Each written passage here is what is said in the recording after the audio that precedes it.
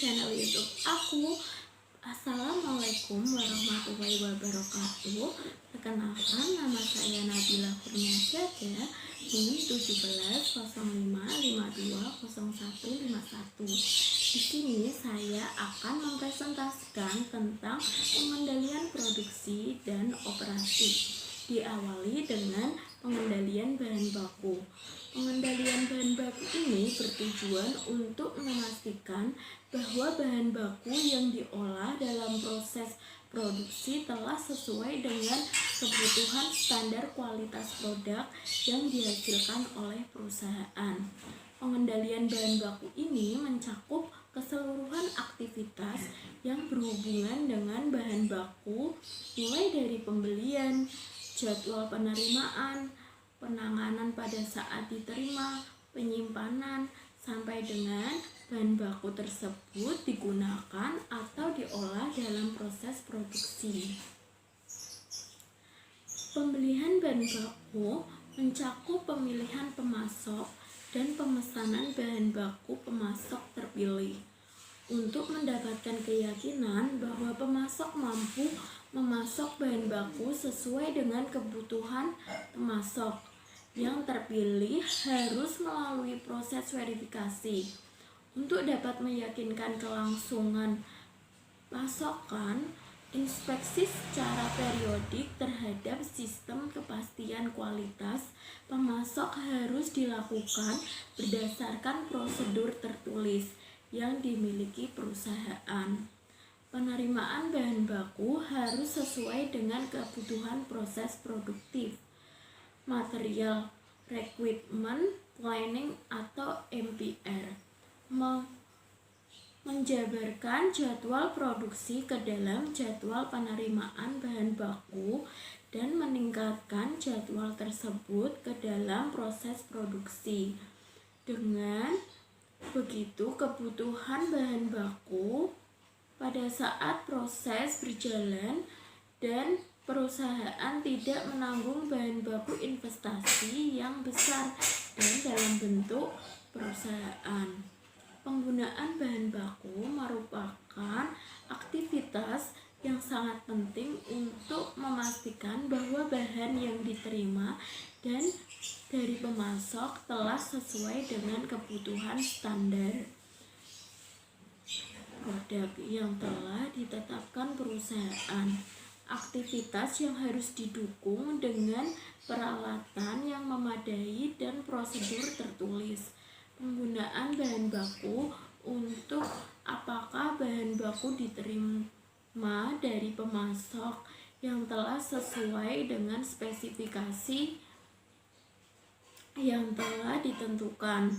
Setiap tahun diterima harus diberikan kode khusus agar mudah ditelusur distributor dan penanggungannya. Inspeksi penanganan harus melalui audit fisik barang yang diterima untuk menentukan kesesuaian barang dengan spesifikasi yang telah ditentukan.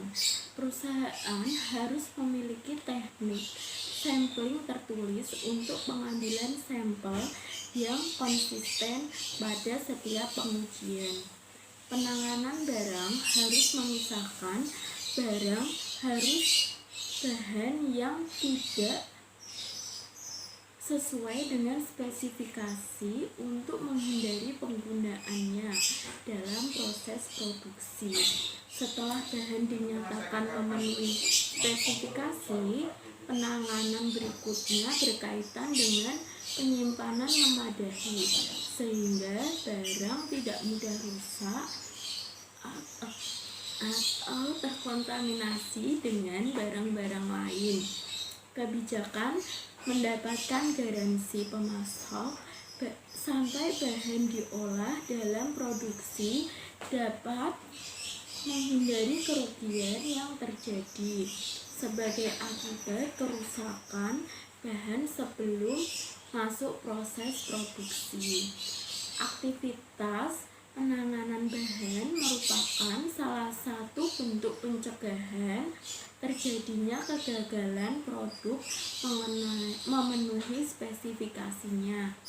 Aktivitas ini akan semakin berkurang setelah terjadinya kemitraan dengan pemasok, di mana komitmen pemasok untuk memberikan bahan baku sesuai dengan standar kebutuhan perusahaan dalam menghasilkan produk berkualitas sesuai dengan spesifikasi pelanggan dituangkan dalam bentuk kontrak jangka panjang.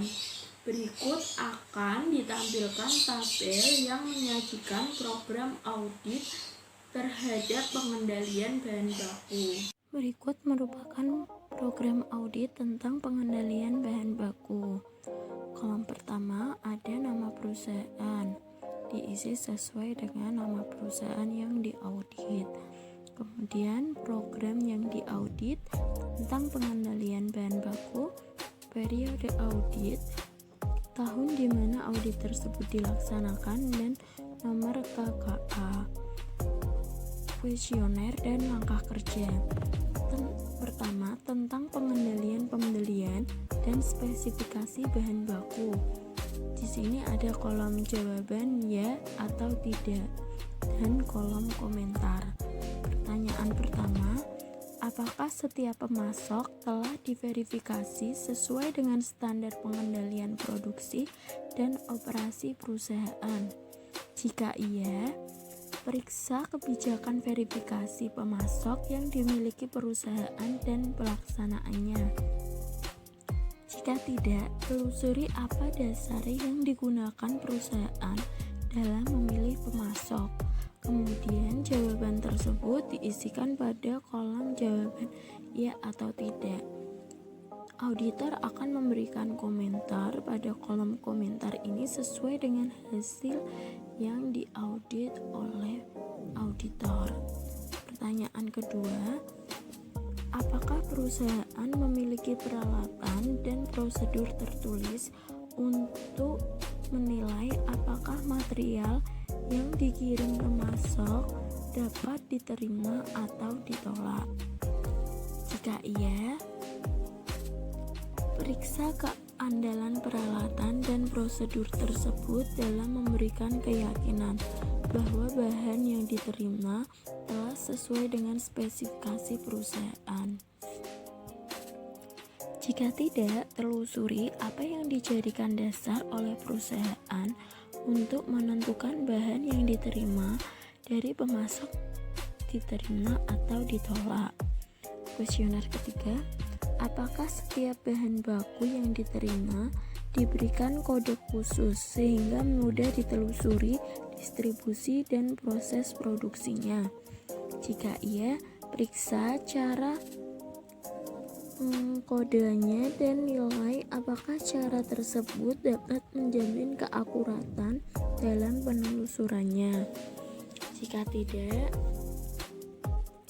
telusuri bagaimana perusahaan memahami materialnya ke dalam proses produksi dan distribusi. Kemudian dalam bahan baku ini yang kedua ada tentang pengendalian persediaan. Dengan pertanyaan, apakah prosedur pengendalian persediaan tertulis? Jika iya, periksalah ketaatan penerapan prosedur tersebut.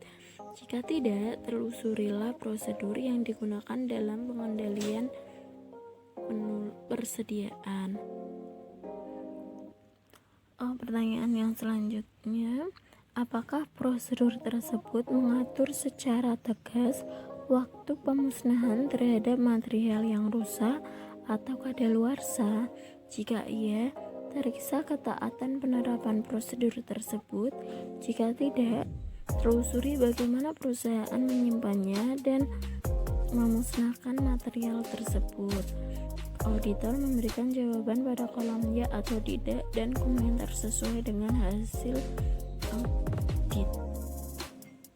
Berikutnya dalam bahan baku ini ada proses pengendalian pemasok dengan kuesioner apakah pemasok secara periodik diinspeksi sesuai dengan prosedur tertulis yang dimiliki perusahaan.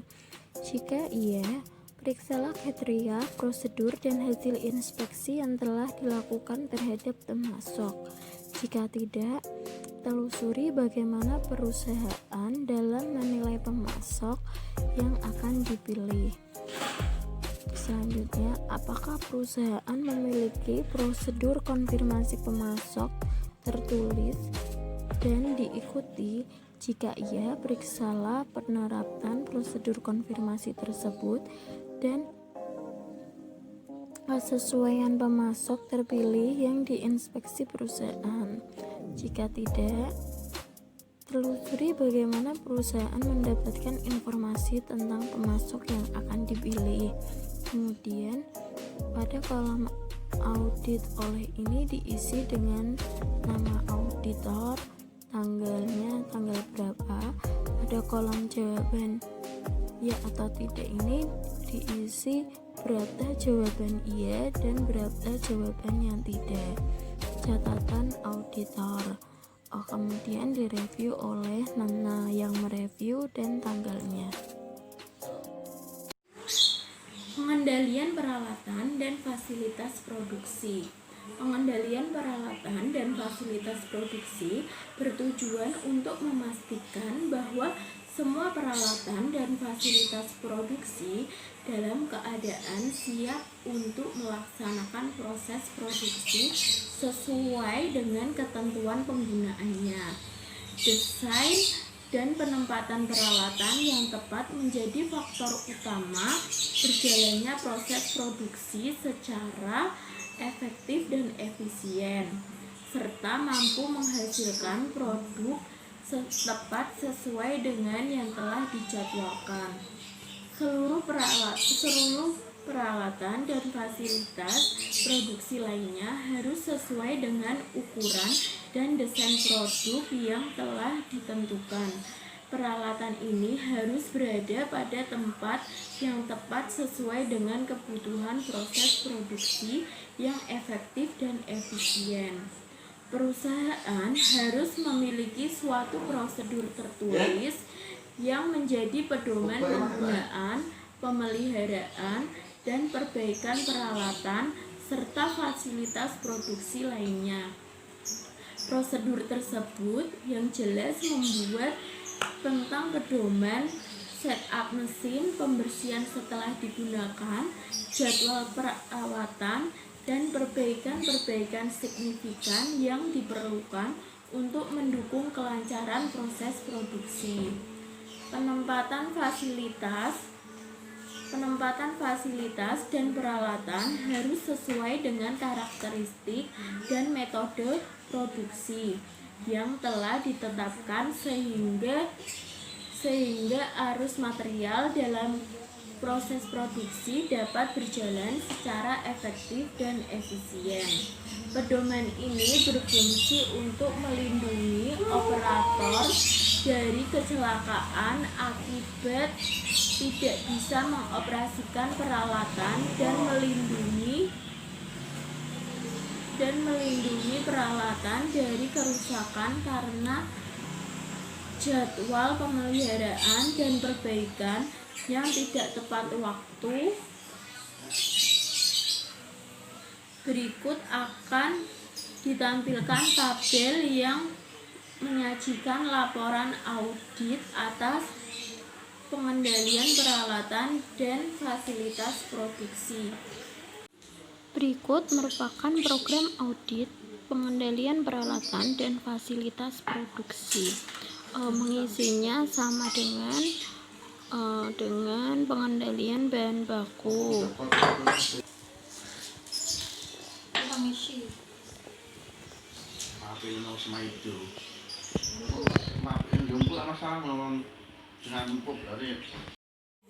Pengendalian transformasi. Fungsi transformasi mengolah input menjadi output sesuai dengan standar yang telah ditetapkan. Pengendalian transformasi memegang peranan penting untuk memastikan bahwa proses pengelolaan ini berjalan sesuai dengan kebutuhan proses yang efektif dan efisien. Setiap proses produksi harus mendapatkan pengesahan dari bagian yang berwenang. Perusahaan harus memiliki prosedur produksi secara tertulis yang memberikan pedoman tentang hal-hal yang harus dipenuhi sebelum proses produksi dimulai. Perusahaan itu harus memiliki prosedur tertulis untuk memonitor apakah proses telah berjalan sesuai dengan ketentuan sehingga mampu menghasilkan output sesuai dengan yang direncanakan. Berikut akan ditampilkan tabel yang menyajikan program audit atas pengendalian transformasi dan daftar pertanyaan. Berikut merupakan program audit tentang pengendalian transformasi. Ada nama perusahaan, diisi sesuai dengan nama perusahaan tersebut yang diaudit. Program yang diaudit tentang pengendalian transformasi. Periode audit diisi dengan tahun di mana audit itu dilaksanakan dan nomor KKA. Kuesioner dan langkah kerja. Yang pertama mengenai tentang pengesahan proses operasi dan pengendalian perubahan pesanan produksi. Pertanyaannya yang pertama, adakah prosedur produksi yang telah disahkan? Jika iya, periksalah kecakupan prosedur tersebut dan ketaatan penerapannya dalam melaksanakan proses produksi sesuai dengan jadwal yang telah ditetapkan. Jika tidak, telusurilah prosedur dan pedoman yang digunakan mengatur proses produksi perusahaan. Isikan jawaban pada kolom komentar ya atau tidak, dan komentar tersebut diisi sesuai dengan hasil produksi. Pertanyaan yang kedua, apakah ada prosedur penelitian tertulis atas kesiapan mesin dan fasilitas produksi lainnya untuk menentukan kesiapan fasilitas tersebut sebelum proses produksi dimulai? Jika iya, periksalah kecakupan prosedur dan ketaatan penerapannya dalam mempersiapkan mesin dan fasilitas yang siap dipakai pada saat digunakan. Jika tidak, nilai kemampuan perusahaan mempersiapkan mesin dan fasilitas produksi lainnya untuk melaksanakan proses produksi. Berikan jawabannya pada kolom iya atau tidak, dan berikan komentar auditor. 3. Apakah prosedur tertulis yang bisa dijadikan pedoman untuk mengubah volume produksi jika terjadi perubahan permintaan? Jika ya, periksalah kecakupan prosedur tersebut, ketaatan penerimaannya, dan pengaruhnya terhadap pengalokasian sumber daya dalam menjaga stabilitas proses produksi. Jika tidak, telusurilah pedoman yang digunakan untuk melakukan perubahan volume produksi berkaitan dengan terjadinya perubahan permintaan. Yang keempat, apakah prosedur ini telah mempertimbangkan juga pengaruh perubahan volume produksi terhadap penggunaan kapasitas produksi? Jika iya, periksalah kesesuaian perubahan volume produksi dan diizinkan ketersediaan kapasitas yang aman dalam melaksanakan proses produksi yang tepat waktu. Dan jika tidak, nilai kemampuan perusahaan dalam melakukan proses produksi dapat dan menyerahkan produk tepat waktu kepada pemesan. Dalam pengendalian transformasi ini ada pemrosesan ulang. Berikut pertanyaannya, apakah pengendalian kualitas mereview dan menyetujui permintaan untuk melakukan proses ulang?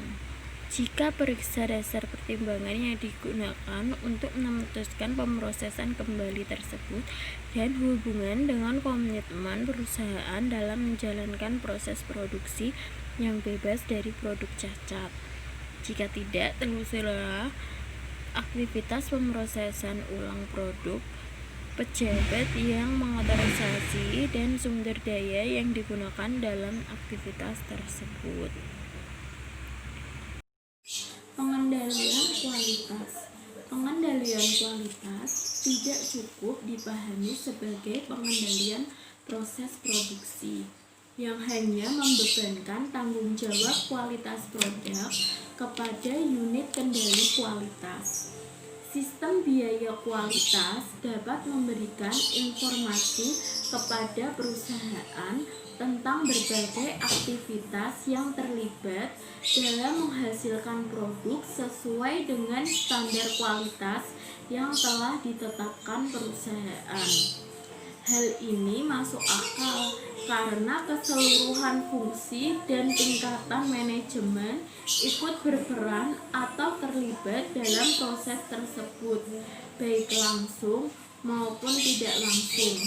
Hal ini merupakan bentuk implementasi fokus pelanggan yang menjadi pola pikir dalam pengelolaan perusahaan, di mana seluruh komponen di dalam perusahaan berkomitmen untuk memuaskan pelanggan melalui produk yang ditawarkan.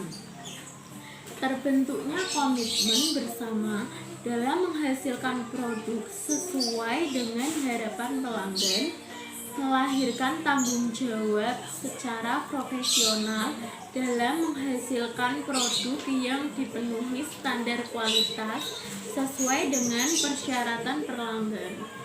Pada kondisi ini, setiap bagian atau fungsi bekerja sama dengan bagian atau fungsi yang lain berbentuk suatu rantai nilai di mana antara fungsi-fungsi yang terlibat dalam keberhasilan perusahaan terjadi hubungan pemasok pelanggan.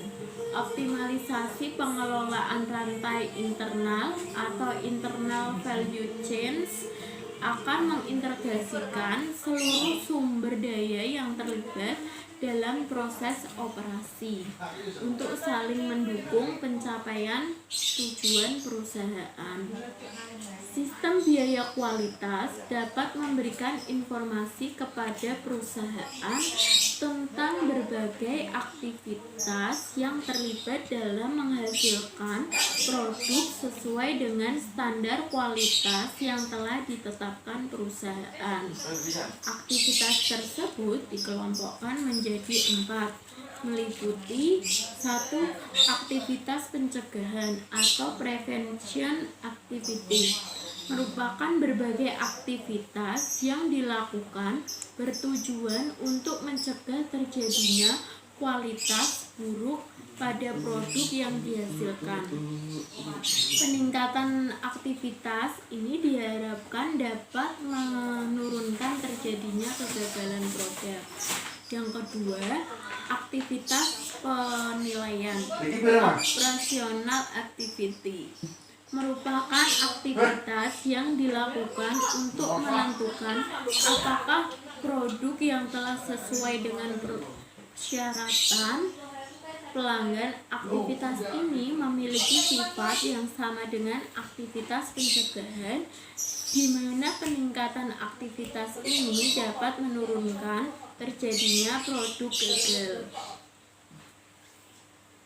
Aktivitas kegagalan internal atau internal failure merupakan aktivitas yang dilakukan sebagai akibat dari terjadinya kegagalan produk dalam memenuhi spesifikasinya, di mana hal ini terdeteksi sebelum produk diserahkan kepada pemesan.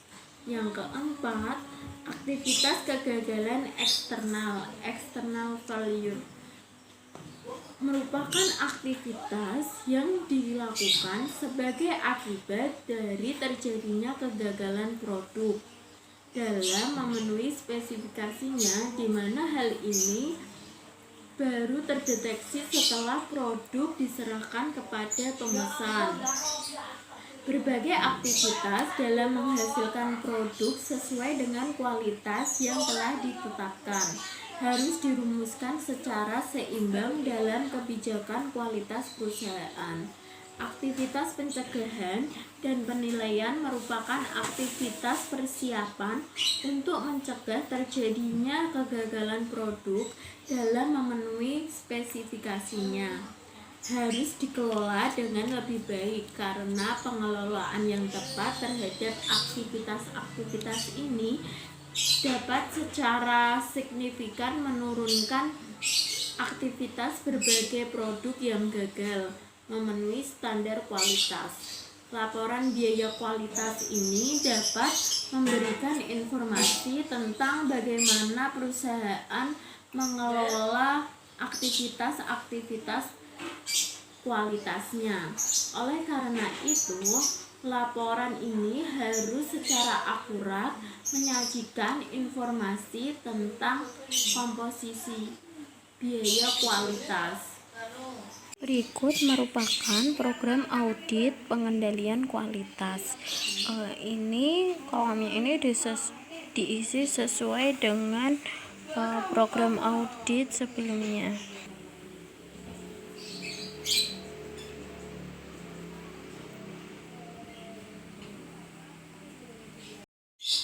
Pengendalian barang jadi.